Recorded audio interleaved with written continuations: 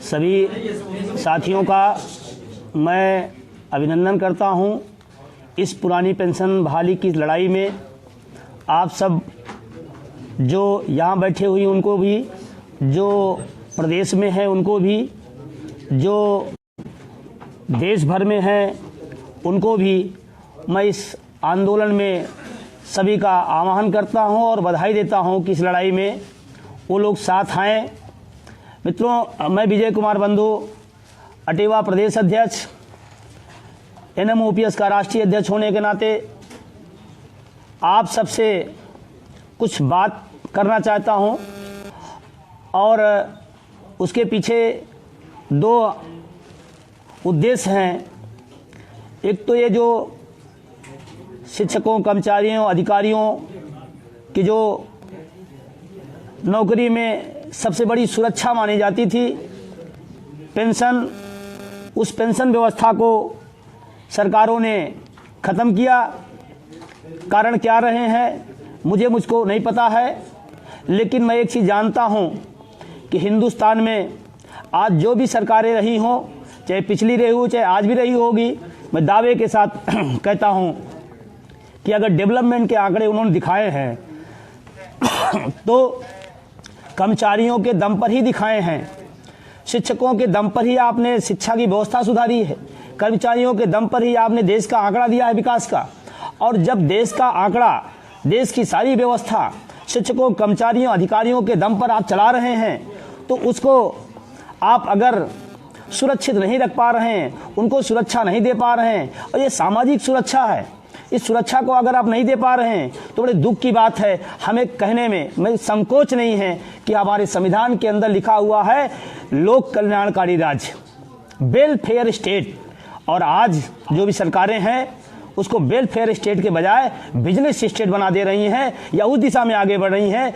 इसका शिक्षक, कर्मचारी, अधिकारी पुरजोर विरोध करता है और उसको गलत मानता है। या तो आप संविधान के उस धारा में आप परिवर्तन करिए कि नहीं, लोक कल्याणकारी राज्य हमारा नहीं है, स्टेट नहीं हमारा है, हम बिजनेस स्टेट हैं, पूंजीपति व्यवस्था आप लागू करें, तो मैं उसको स्वीकार करने को तैयार हूं। लेकिन लोकतांत्रिक व्यवस्था में, जन कल्याणकारी व्यवस्था में आप शिक्षकों, कर्मचारियों, अधिकारियों के साथ जो अपराध और आप पाप कर रहे हैं, मैं निवेदन करूंगा कि इस व्यवस्था को बंद करें। NPS जैसी व्यवस्था, NPS क्या है? NPS क्या है? बहुत सारे पुराने साथी पुराने नहीं समझ पाए, नए की बात छोड़िए। ये तो अटेवा ने जब से जागरूकता पैदा की तब से लोगों को NPS और OPS में अंतर समझ में आ गया। नहीं तो पहले तो आदमी ये नहीं जानता था कि NPS क्या है, OPS क्या है।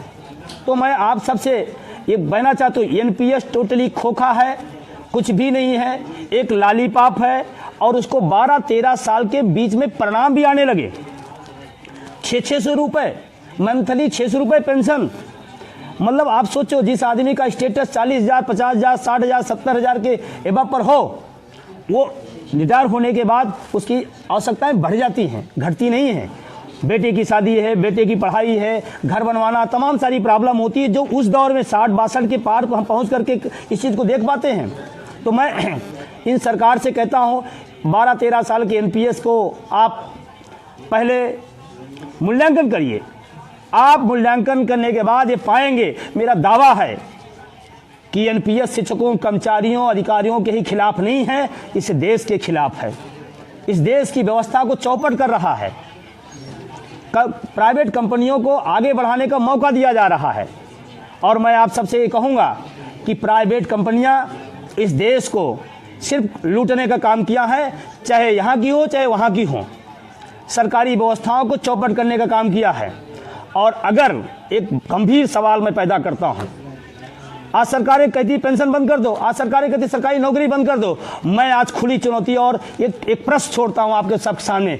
अगर संविदा पर कर्मचारी हो सकता है, अगर संविदा पर टीचर हो सकता है, तो संविदा पर प्रधानमंत्री क्यों नहीं हो सकता है? प्रधानमंत्री भी होना चाहिए संविदा पर। काम नहीं करेगा निकाला जाएगा, काम नहीं किया कि निकाला जाना चाहिए। आप अपने लिए सारी व्यवस्थाएं करेंगे, कर्मचारियों के लिए आप कहेंगे राजस्व नहीं है। मैं आपको बहुत गंभीरता और जिम्मेदारी से कहता हूँ, एक एक मंत्रियों का आंकड़ा निकाल लो आप, एक एक महीने के आंकड़ा, करोड़ों करोड़ों रुपए खर्चा जा रहा है। पैसा किसका है? टैक्स हमारा है। प्लेनों से आप उड़ रहे हैं, होटलों में आप ऐश कर रहे हैं, पैसा किसका है? ये इसी देश के लोगों का, इसी देश के कर्मचारी शिक्षकों का है। टैक्स का पैसा हमारा आप भुगतान कराएंगे, आप इंजॉय करेंगे और हमारे लिए कहेंगे आप पैसा नहीं है। मैं सारे मित्रों से अपने इस माध्यम से कहना चाहता हूं, मित्रों जागो। ये सवाल सिर्फ हमारे बुढ़ापे का नहीं है, ये सवाल हमारे पेंशन का नहीं है। मैं आपसे बहुत गंभीरता से कहना चाहता हूं, ये हमारे बुढ़ापे का जितना है उसने इस देश को बचाने का है। ये माननीय सांसदों ने कई लोगों कहा कि नहीं, अगर ये लड़ाई आप लड़ रहे हैं और ऐसा है तो देश को बचाने का भी काम अटेवा के लोगों को जिम्मेदारी है कि देश को बचाएं लूटने से। और आपको मैं बताऊं, अभी बहुत सारे आंकड़े हमारे आरटीआई से तमाम आंकड़े मंगाए गए। एक एक महीने की जो पेंशन जा रही है माननीयों को, कई हजार करोड़ में, एक दिन का एमपी एमएलए पेंशन लेगा और शिक्षकों कर्मचारियों को बोलेगा पेंशन नहीं देंगे। इस देश में नहीं चलेगा। मैं तो कहता हूं सुधारने का भी मौका है, आप इस मौके को गंवाएं ना। जन भावनाएं जो उमड़ रही हैं, नौजवानों को जो उमंग उड़ रहा है, उसको आप देखें, उसको आप परखें। ये सरकार का दायित्व है, सरकार की जिम्मेदारी है कि आक्रोश क्यों, किस बात के लिए है। और मैं कोई खैरात नहीं मांग रहा हूँ। 60-62 साल काम करने के बाद मैं कह रहा हूँ और मेरा हक है। और बहुत सारे लोग कहते हैं मैं हक मांग रहा हूँ, आपकी जागीर नहीं मांग रहा हूँ, आपकी कुर्सी नहीं मांग रहा हूं। मैं इतने कह रहा हूं। और आज एक और सवाल मैं खड़ा करता हूं, अगर शिक्षकों कर्मचारियों को सरकारों के पास पैसा नहीं है देने को, तो आप तो खत्म कर दिए हैं। राष्ट्र हित में कुर्बानी को देने को तैयार हूं, लेकिन एमपी एमएलए का भी आप माननीय प्रधानमंत्री जी बंद करो, बंद होनी चाहिए पेंशन। किस बात की पेंशन आप ले रहे हो? और इस बात के लिए मैं तो कहता हूं, मैं सर्वेंट हूं। सर्वेंट इसलिए आया कि वेतन चाहिए, पेंशन चाहिए, सुरक्षा चाहिए। आप तो कहते हो जनसेवक हूं, और जनसेवक को पेंशन की क्या जरूरत है? जनसेवक को वेतन की क्या जरूरत है? जनसेवक को सुविधा की क्या जरूरत है? आप तो स्वेच्छा से आए हो जनसेवा करने। जब जनसेवा करने आए हो तो फिर क्या है कि वेतन का है कि सुविधा का है कि पेंशन का है कि फैसिलिटी। और एक चीज और बड़ा दुर्भाग्यपूर्ण है, देश का हर नागरिक, रिक्शे वाला भी टैक्स दे रहा है, कर्मचारी भी दे रहा है, किसान भी दे रहा है। इस देश में एक वर्ग है जो टैक्स नहीं देता है। इस देश का नेता टैक्स नहीं देता है, क्योंकि एमपी एमएलए का जो वेतन दिया जाता है वो टैक्स फ्री है। मतलब बॉर्डर में खड़ा हुआ जवान टैक्स देगा, खेत में काम करने वाला किसान टैक्स देगा, रिक्शा चलाने वाला टैक्स देगा, कर्मचारी शिक्षक टैक्स देगा, और नेता टैक्स नहीं देगा और पेंशन लेगा। मतलब दोहरी व्यवस्था। तो इसीलिए मैं साथियों आप सबसे कहना चाहता हूं, इस लड़ाई को सिर्फ अपने तक आप सीमित न रखें। ये देश की लड़ाई है, इस देश की लड़ाई को आपको लड़ना पड़ेगा। और आज आपको खुशी मिलेगी, उत्तर प्रदेश से शुरू हुआ आंदोलन आज पूरे देश में फैल गया। महाराष्ट्र के अंदर आपने देखा होगा भी वो उमंग चल रहा है। महाराष्ट्र के अंदर इतना गजब का आंदोलन, अन्य प्रांतों में, चाहे आंध्र ले लीजिए, कर्नाटका ले लीजिए, हिमाचल ले लीजिए, पंजाब ले लीजिए, हरियाणा भी शुरू हुआ, दिल्ली भी शुरू हुआ, अभी आपका झारखंड शुरू हो रहा। मतलब पूरे देश के अंदर ये आग फैल रही है। और आपको मित्रों बता दूं, ये बताते हुए मुझे खुशी हो रही है कि आज जो सोया हुआ कर्मचारी शिक्षक था वो जाग गया है। और मेरा अपना मानना है, जब आप अपने अधिकारों के लिए जाग जाते हैं तो एक सरकार नहीं, दो सरकार नहीं, बड़ी बड़ी सरकारें झुकी हैं। और पेंशन के लिए भी प्रदेश की सरकार को भी और देश के भी सरकार को झुकना पड़ेगा। और अगर नहीं झुकते हैं तो मैं उसको एहसास करा देता हूं, मैं उसको एहसास कराता हूं, आने वाले टाइम में अगर हिंदुस्तान में कोई बड़ी क्रांति होगी तो पेंशन ग्राम होगी। उसमें शिक्षक नहीं शामिल होगा, उसमें सिर्फ कर्मचारी नहीं शामिल होगा। मैं आपको बता रहा हूं, उसमें पैरामिलिट्री फोर्स के लोग भी तैयार हो गए हैं और रेलवे के भी लोग तैयार हो गए हैं। अभी जल्दी ही दिल्ली में NMOPS की बैठक होने जा रही है, उसमें दिल्ली की डेट तय की जाएगी और दिल्ली की डेट है, हुंकार हम लोग दिल्ली भरेंगे। सब लोग तैयार हैं दिल्ली के लिए? सभी लोग तैयार हैं? और आज आप सब यहाँ पर आए हुए हैं, आपसे भी बात हो रही है। जो लोग नहीं आ पाए, जो लोग पेंशन विहीन हमारे घरों में बैठे हुए हैं, उनसे मैं निवेदन करूँ, जागो। अगर ऐसा न हो जाए कि देर हो जाए, जब आज हम लड़ने की स्थिति में हैं तो ना लड़े, सोए, और जब हम सोने की स्थिति में हो तो लड़ने की स्थिति में ना हो। तो आज ये हमारी लड़ाई है और हमारी ये लड़ाई एक ही मुद्दा है, सिर्फ पुरानी पेंशन बहाल हो। ये हम सबका इच्छा है, हक है। और मैं सभी से निवेदन करूंगा, इस लड़ाई में सारी चीजों को भूल करके, कौन सा विभाग, ये विभाग की लड़ाई है क्या? ये किसी गुट की लड़ाई है क्या? किसी नेता की लड़ाई है क्या? ये उन लोगों की लड़ाई है जो लोक कल्याणकारी राज्य में व्यवस्था आस्था रखते हैं, जो व्यवस्था को स्वीकार करते हैं, जो संविधान को मानते हैं, जो कानून हिंदुस्तान का उसको मानते हैं। संविधान के अंदर लिखा हुआ है शिक्षकों कर्मचारियों की पेंशन, तो संविधान की इतर जाकर सरकारें क्यों काम कर रही है? तो मैं आप सबसे कहूंगा, आज आप आए हैं, आपका वेलकम है। जो लोग नहीं आए हैं उनसे भी निवेदन करूंगा आपको लग जाइए। और अभी हमारे पास एक अगली डेट है 7 दिसंबर। 7 दिसंबर को आप सब लोग जानते ही होंगे, इस लड़ाई में जो अटेवा ने शुरू किया उत्तर प्रदेश के अंदर, बहुत सारे हमारे संगठन के लोग कहते थे नौजवान निकलता नहीं सड़क पर, नौजवान लड़ता नहीं सड़क पर, नौजवान ये नहीं करता नौजवानों का। उनके लिए मैं आपसे कहना चाहता हूं कि नौजवानों ने सड़क पर लड़ना भी सीखा है, संघर्ष भी करना है, और जरूरत पड़ी तो बलिदान देने का भी काम नौजवानों ने किया है। और 7 दिसंबर को बलिदान का दिन है, 7 दिसंबर को बलिदान का दिन है। आने वाले 7 दिसंबर को हम पूरे प्रदेश के अंदर डॉक्टर रामाशीष सिंह, डॉक्टर रामाशीष सिंह अमर रहे। डॉक्टर रामाशीष सिंह, आपको लगता होगा कि डॉक्टर रामाशीष सिंह कि आज हमारे बीच में नहीं है, लेकिन अगर थोड़ा सा आप चिंतन करें उसके पीछे की कितनी बड़ी कुर्बानी है, उसके कितनी बड़ी कुर्बानी है।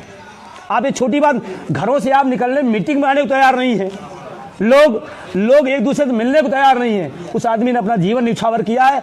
और कसम है, अगर इस आंदोलन से, इस व्यवस्था से आप पीछे हटते हैं तो रामाशीष की वो शहादत आपको कभी सोने नहीं देगी, कभी आपको रुकने नहीं देगी। और अगर आप इस आंदोलन में साथ नहीं दे रहे, इसका मतलब रामाशीष की कुर्बानी को आप भूल चुके हैं। और मैं सभी से निवेदन करता हूं कि अगर रामाशीष ने कुर्बानी दी है और उनकी कुर्बानी की सच्ची श्रद्धांजलि इस पेंशन बहाली की व्यवस्था जिस दिन हम लोग करा देंगे, उस दिन उनकी आत्मा वहां बैठ करके हमें आपको आशीर्वाद देगी कि नहीं, हमारे नौजवान साथ।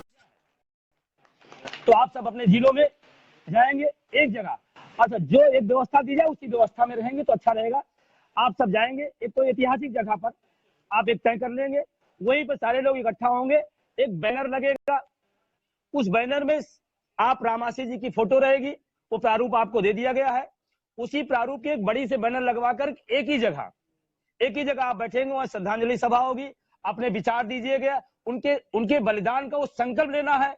और वहीं पर कैंडल मार्च, वहीं पर बैठकर जहां बैठे हो एक रो में खड़े हो जाएंगे, बैनर उनका बीच में रहेगा, लाइन से हम लोग कतारबद्ध खड़े हो जाएंगे, वहीं कैंडल जलाएंगे और श्रद्धांजलि देंगे। श्रद्धांजलि उनको देंगे, संकल्प हमको लेना है।